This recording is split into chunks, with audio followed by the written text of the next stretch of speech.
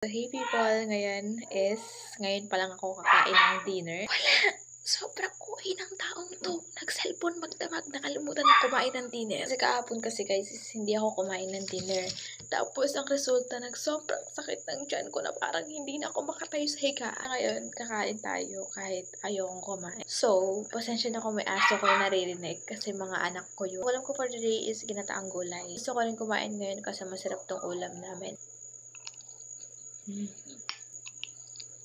Of course, guys, kasi kakain tayo ngayon ng dinner, magtitimpla ko ng shabu-apu. Lagi naman, guys, kasi ito lang naman yung iniinom ko. And this is my favorite drink talaga. Sa lagi akong kumakain, hindi nawawala shabu-apu. Kung ninyong mabawasan ang inyong timbang, kung gusto ninyong mag-flat yung tummy ninyo, kung gusto ninyong pumuti, guys, inom na kayo ng shabu-apu kasi yun po ang mga ingredients na meron sa shabu-apu. Of course, guys, hindi tayo magmamalamig ngayon kasi onti na lang talaga ay uubuhin na ako. Sa mga nagtatanong pala kung paano orderin si shabu-apu, guys, punta lang kayo sa bio ko and then makikita nyo doon yung second account ko na Yanang Nina. Pindutin nyo yun and then doon yung showcase ko. Lahat ng product po ng YouGlow Babe is doon nyo po makikita.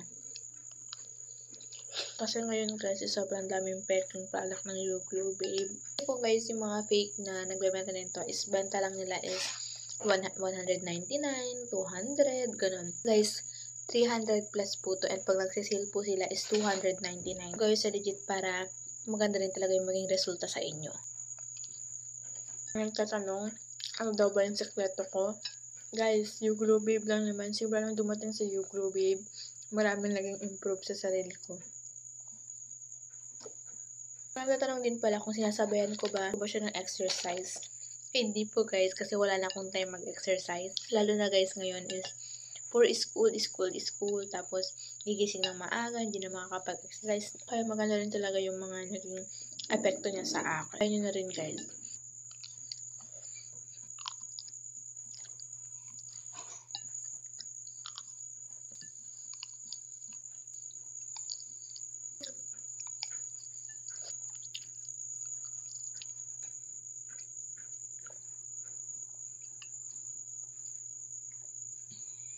Konting dessert lang din tayo ngayon. Sobrang sarap na ito guys, in-order ko lang din to.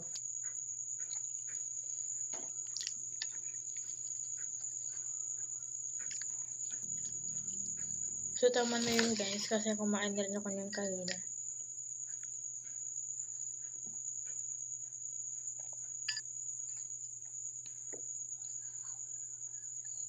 So, mag-check out na kayo guys. Yun lang. Bye-bye!